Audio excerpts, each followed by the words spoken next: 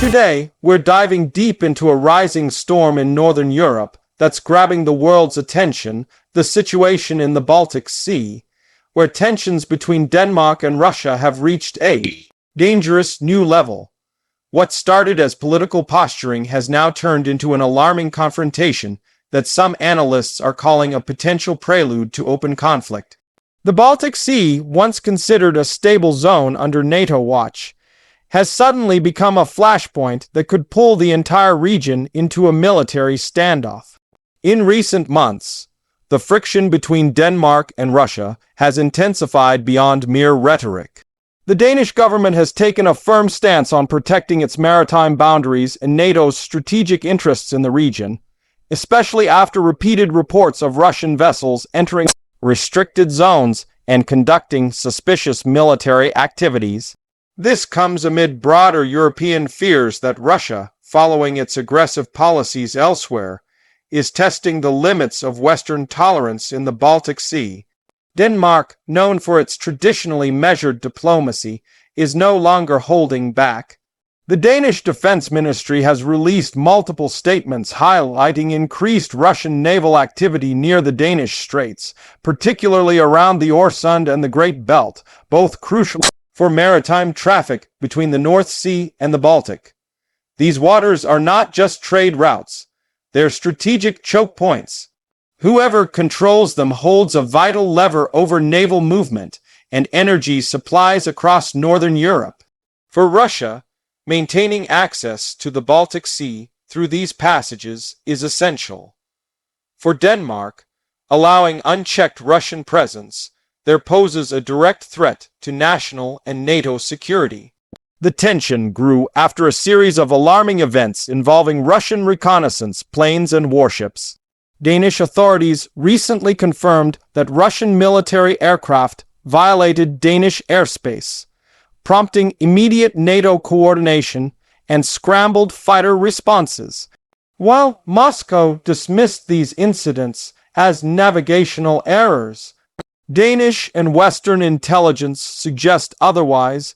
These intrusions are part of deliberate pressure tactics aimed at testing NATO's readiness. This isn't the first time Russia has used this kind of intimidation strategy, but the frequency and boldness of these recent actions are new and worrying. Adding to the anxiety, several unexplained underwater disturbances have been detected near critical gas pipelines and communication cables under the Baltic Sea. Ever since the Nord Stream explosions, European countries have been on high alert for potential sabotage. Denmark, together with Sweden and Finland, has strengthened surveillance around these vital infrastructures.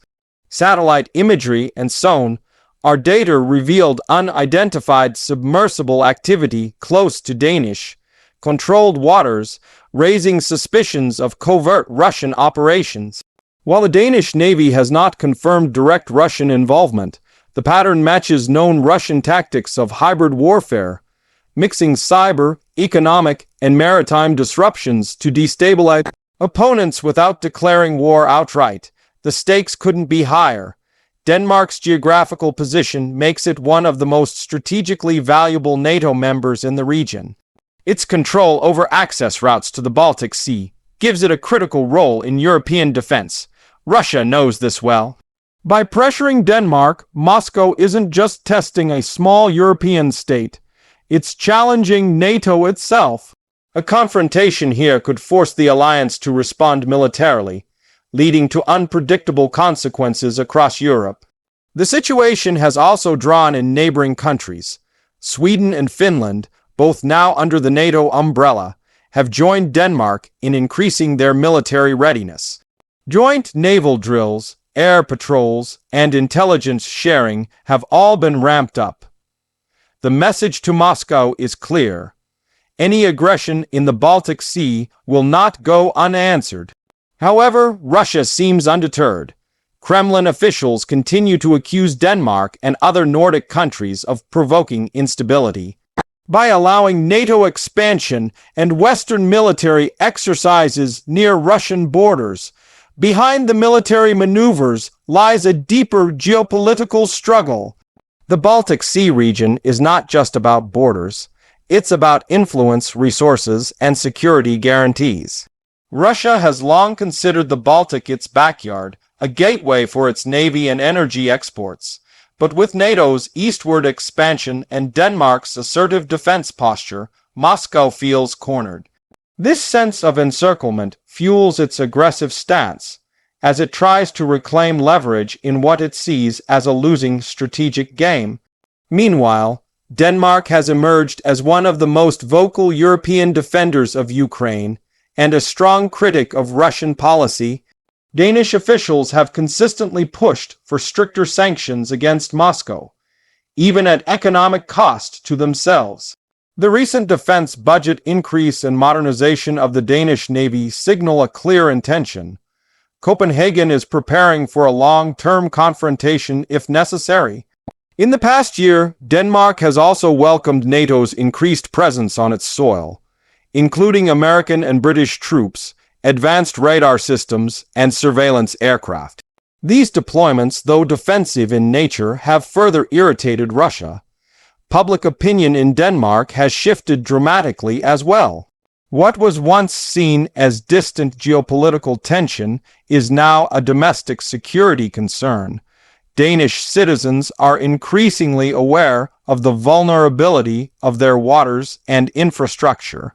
Media coverage of Russian threats has led to growing support for stronger national defense and closer NATO integration. The Danish government's message to Moscow is straightforward. Denmark will not be intimidated, and any act of aggression will meet collective NATO response. Russia, on the other hand, is using its state media to portray Denmark as a Western pawn and accuse it of obstructing maritime freedom. Kremlin analysts claim that Denmark's actions could choke off Russian trade routes in the Baltic, effectively isolating Russia's Baltic fleet stationed in Kaliningrad. Kaliningrad, a heavily militarized Russian exclave between Poland and Lithuania, has become a focal point in this standoff. Russian missile systems, aircraft, and naval units based there are within striking distance of Danish and NATO installations. That proximity makes any misunderstanding potentially catastrophic. Military experts warn that the situation could easily spiral out of control. A single miscalculation, an intercepted aircraft, a mistaken radar reading, or a submerged submarine too close to Danish territory could trigger a dangerous escalation. NATO's rules of engagement require swift defensive responses, and Russia's pattern of testing boundaries leaves little room for error. Diplomatically, both sides are engaging in sharp rhetoric, but behind closed doors, back-channel communications between NATO and Moscow are reportedly ongoing to avoid accidental conflict. Still, the tension remains palpable. Energy politics also play a major role in this crisis. The Baltic Sea has become a battlefield for control over Europe's energy corridors. Denmark has been instrumental in halting Russian energy dominance, particularly after the suspension of the Nord Stream 2 pipeline. Moscow views these actions as economic warfare, while Denmark sees them as necessary for European independence. The recent discovery of new underwater cable sabotage attempts only heightens these fears. Danish intelligence believes these acts are designed to intimidate Europe into reducing support for Ukraine and to demonstrate Russia's reach. NATO's response so far has been cautious but firm. The alliance has increased surveillance flights and naval patrols across the Baltic region, while high-ranking officials have issued strong warnings to Moscow. Secretary General Jens Stoltenberg emphasized that NATO will defend every inch of its territory, and that includes Danish waters. The United States, Britain, and Germany have all pledged additional support to strengthen the Nordic region's defenses. The message is clear. Any attack or sabotage will be considered an attack on the entire alliance. However, the risk of hybrid warfare, cyber attacks, disinformation, and energy manipulation remains a major concern. Denmark's cybersecurity agencies have already reported multiple Russian-linked hacking attempts targeting military networks, energy grids, and communication infrastructure. The psychological aspect of this conflict is just as important as the physical one. By keeping Europe on edge, Russia aims to weaken unity and create divisions among NATO members. But so far, this has had the opposite effect. The Baltic countries, along with Denmark, Sweden, and Finland, are more united than ever before. At the diplomatic level, European leaders are calling for restraint, but preparing for the worst. Denmark has urged the European Union to develop a stronger collective maritime defense strategy, recognizing that the Baltic Sea is Europe's economic lifeline. Billions of dollars in trade pass through its waters every year, and any disruption could have devastating consequences for global markets. That's why this isn't just a regional issue, it's a global one. The world is watching closely, knowing that a spark here could ignite far-reaching consequences. Meanwhile, Russia continues to conduct military drills, showcasing its naval firepower and sending a message that it won't back down. These exercises, though framed as routine, involve simulated missile launches and anti-submarine warfare near international waters close to Denmark. Western analysts see these actions as deliberate intimidation, meant to remind Europe of Russia's capabilities. Yet the Danish Navy, despite being smaller, is technologically advanced and supported by NATO's powerful maritime forces. In a direct confrontation, Russia would face overwhelming opposition. Still, the fear of escalation persists. As winter approaches, European energy demands will rise, and Russia may use that leverage to increase pressure. The coming months could determine whether this confrontation stabilizes or spirals into something far worse. For Denmark, this is a defining moment, a test of its resilience and its commitment to defending not just its own sovereignty, but the principles of European security. The people of Denmark are watching events unfold with a mix of resolve and concern. The government's message remains firm: deterrence through strength. Military vessels patrol key waterways daily, and surveillance systems operate around the clock. Collaboration with NATO allies ensures that any move from Moscow will be met with a unified response. But everyone knows that the situation is volatile. The balance of peace in the Baltic now depends on discipline, diplomacy, and a bit of luck. Russia's long-term strategy appears to be keeping the Baltic region under constant tension, using uncertainty as a weapon. By doing so, it distracts NATO from other fronts, strains Western unity, and projects strength domestically. But Denmark's steadfastness and NATO's increasing coordination are making that harder for the Kremlin to achieve.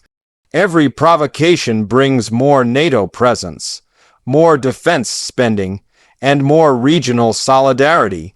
What Russia may see as intimidation could instead be forging a stronger and more united front against its ambitions. In the end, the Baltic Sea has become more than just a body of water dividing nations. It's now the front line in a new kind of Cold War. A struggle not fought with full-scale battles yet, but with surveillance, warnings, and power plays beneath the waves. Denmark's leadership and resolve are proving critical in defending Europe's northern flank, while Russia's actions remind the world that peace is fragile and must be constantly protected. As the world holds its breath, one thing is clear: the Baltic Sea is no longer calm. Denmark and Russia stand at opposite ends of a geopolitical storm that could reshape the security landscape of Europe for years to come. Whether diplomacy can defuse this war alert, or whether the situation escalates further, will depend on choices made in the coming weeks. For now, the world watches closely as the Baltic Sea becomes the latest arena in the ongoing clash between Russia and the West, a clash where even the smallest spark could have global consequences. And that's all for today's detailed breakdown. This Baltic Sea confrontation is one of the most serious challenges Europe has faced in recent years, and it's far from over. We'll keep following every development as Denmark stands firm against Russian pressure, and the world braces for what might come next. Thanks for watching, stay informed, and we'll see you in the next video.